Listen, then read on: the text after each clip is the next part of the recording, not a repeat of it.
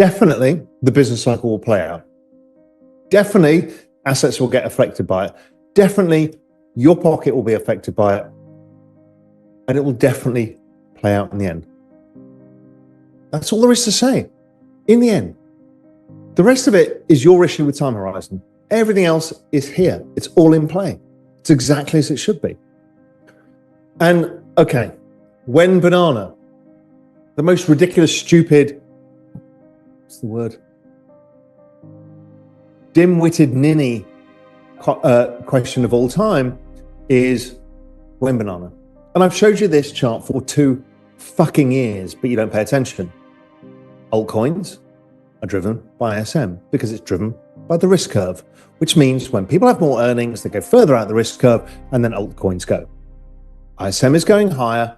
Altcoins, a percentage of Bitcoin total market cap, will go higher. Bitcoin dominance will go lower. And that will be altcoin season. The business cycle will play out, whether you're ready for it or not. Risk assets will respond, your portfolio will feel it, and your personal finances won't be spared. That part is inevitable. What isn't inevitable is how well you will handle it.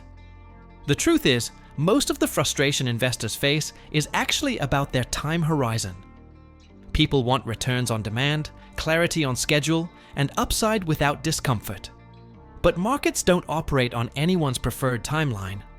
They move in cycles, and those cycles are tied to liquidity, credit, and economic momentum. When the market moves sideways or dips, impatience takes over. Investors lose conviction, jump between narratives, and forget the structure they're in. According to Real Vision CEO Raoul, everything is already in motion. Liquidity is loosening, ISM is turning, and the business cycle is progressing exactly as it should.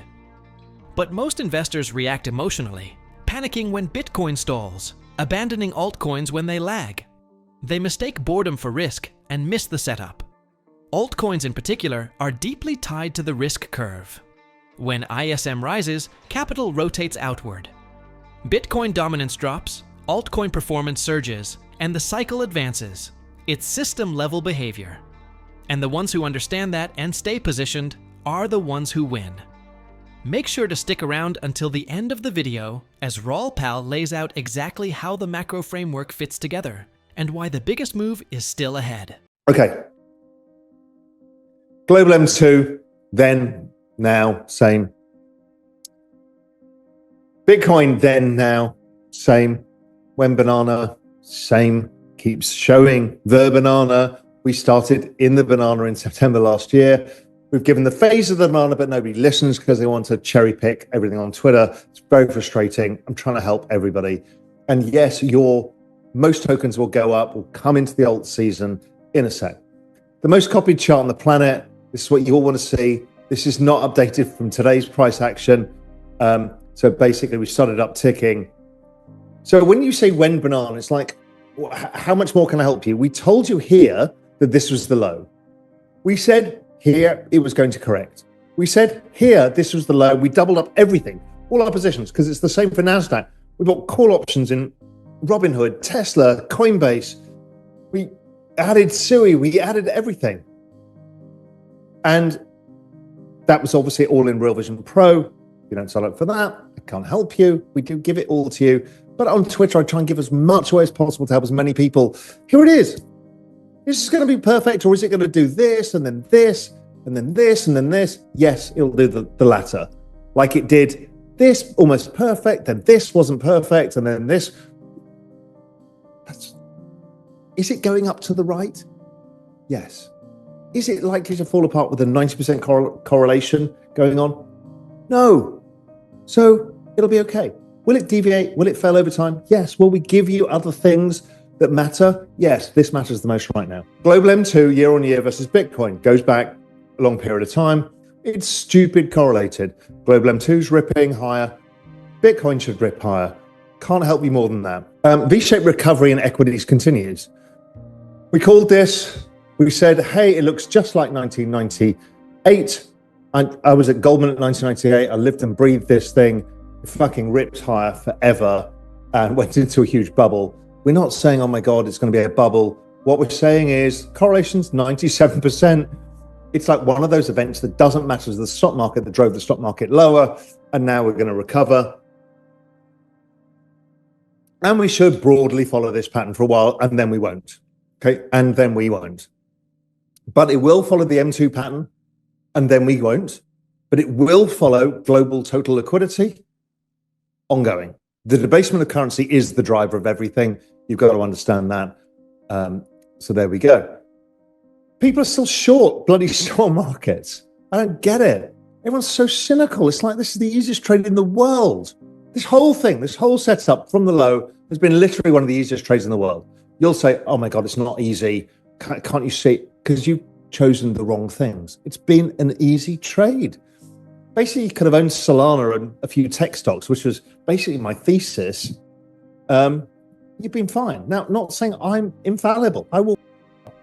I still own Church of the Smoking Chicken Fish, and which I still like and haven't sold any of it. And maybe I'm wrong, maybe I'm right. I don't care. It's a small allocation because I wanted fun and stuff. But overall, people are still cynical about what is going on because they're confusing their own political views, everything else, with what the driver is. 97% of the NASDAQ returns are all debasement of currency. 97%. That's the R squared. And yet you can posture all day about all your bullshit and you're wrong. 97% is that. And so then it becomes down to which stock do you choose to best represent that to outperform it. And that's when we use relative charts and stuff like that. Okay. Business conditions starting to grow. Everyone got bearish because of Trump and then come back and it's all okay, which we said it would be. And then blah, blah, blah, more, it's all okay. The Citibank Economic Surprises Index basically follows the dollar because that's where sales ebb and flow. That's the flow of the global economy. And the dollar weakened massively. And hey, what? Economies are going to do better, which is why Scott Bessent wants a weaker dollar. So does Donald Trump. So does everybody, because it works. It drives the global economy, because 87% of world trade is in dollars. Okay, RSM. RSM, the business cycle, super important. My whole framework built from the business cycle. I'm now actually more macro, longer term, but it gives you where you are. It's very important. Okay, the ISM has been for an extended period of time below 50, up and down. It's been dragging higher, but it's been slow. It's been slow because the dollar was high and rates have been high. Rates will come lower because Trump will force them lower. And the dollar is already falling fast. I mean, I think the DXY gets to somewhere between 92 and 90. Let's see. But we're starting to see the S&P version of the ISM starting to break higher. And we'll see the ISM come up. Okay, great. So the business cycle goes up. Here's the amalgamation of the two. Business cycle is slowly rising. Why does it matter? Because the business cycle is how you all feel, how your businesses feel. It's driven by the business cycle. Am I creating excess earnings? Am I growing? Most of the economy is not growing. Some parts are growing. GDP is growing from different reasons. But really, the average median business in America, median person's income, ain't changing right now. If you're running a restaurant or a shop or a services business, is it really happening for you right now? No. Is it okay? Just about. But your interest rates are high. So when interest rates come down, what we'll find is economic activity picks up, and then suddenly speculative activity picks up, and that changes the structure of market. It has always been so. The history of markets, I've got ISM and the Treasury survey before that, going back to about 1880. It's always been the same. Market returns are driven by the business cycle. So as the business cycle goes up. The crypto market entered the first phase of the banana zone in late 2023, shortly after Raoul Pal's global M2 model triggered in September. Since then, Bitcoin has tracked the model with nearly 90% correlation. Yet people still ask, when banana? Ignoring the macro signals already in place. Global M2 is now rising at its fastest pace since the post-COVID reflation boom. Over $2.3 trillion in net liquidity has been injected by central banks since October 2023, led by Japan, China, and parts of Europe. In the US, financial conditions are easing despite the Fed's pause, with two-year yields down over 75 basis points from their peak. Meanwhile, the dollar continues to weaken, with PAL expecting DXY to drop to 92 or even lower. Rising liquidity, softening yields, and a falling dollar all point to one clear outcome: renewed appetite for speculative assets like Bitcoin, Solana, tech stocks, and altcoins. The macro signals are already flashing. Most people just aren't paying attention. The thing that also leads it is financial conditions. This is a mixture between the dollar, rates, and commodities. And financial conditions have been going up, which is meaning for us easing. And that means ISM, it leads ISM by 9 months. ISM is going to go higher sharply. Financial conditions, because of the dollar's starting to break down again. That will lead financial conditions to the next leg. Okay, this is interesting stuff because it also drives crypto and tells us how long the cycle is going to last. I'm not going to give away everything here, but we'll talk about some of that. ISM and crypto. Okay, so this confusing chart, you're spinning, getting your head around this. What the hell's going on here? There's a bunch of colors and things going up and down. Basically, here is every time the ISM peaks in purple. Okay, but what's all this shit? This is the ISM in this teal color. So it peaked. What happens to the market? Well, when the ISM peaks, eventually the recovery is when it comes across 50. When it comes across 50 confirmed, that's when markets get big moves. We haven't got there yet. So the big move part, the global business cycle, and there's going to be a bunch of you going, well, it's never going to happen. Trump tariffs. Can't you see there's wars everywhere?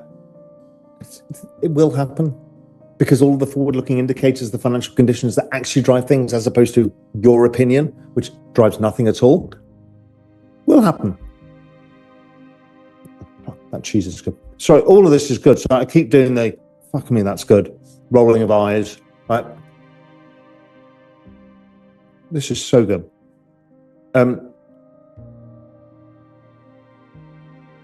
Generally, no, not generally, definitely the business cycle will play out. Definitely assets will get affected by it. Definitely your pocket will be affected by it. And it will definitely play out in the end. That's all there is to say. In the end, the rest of it is your issue with time horizon, or my issue with time horizon, or whatever it is. Everything else is here. It's all in play. It's exactly as it should be. And okay, when banana, the most ridiculous, stupid, what's the word? Dim-witted ninny question of all time is when banana. And I've showed you this chart for 2 fucking years, but you don't pay attention. Altcoins are driven by ISM because it's driven by the risk curve, which means when people have more earnings, they go further out the risk curve and then altcoins go. ISM is going higher. Altcoins, a percentage of Bitcoin total market cap, will go higher. Bitcoin dominance will go lower. And that will be altcoin season. All of the people saying there's going to be no altcoin season don't fucking understand. Will there be an altcoin season in your token? No. Well, there might be. You can lower that entire risk by saying, could I own Bitcoin, Ethereum, and Solana? Will that work? Of course it'll work. And then you hear, oh, Ethereum, it's a piece of shit. Fucking morons. I've told you the financial system is going to be built on it. It'll do fine. Will it be the best performing token? I don't know. I don't care. It's okay. Ethereum's amazing.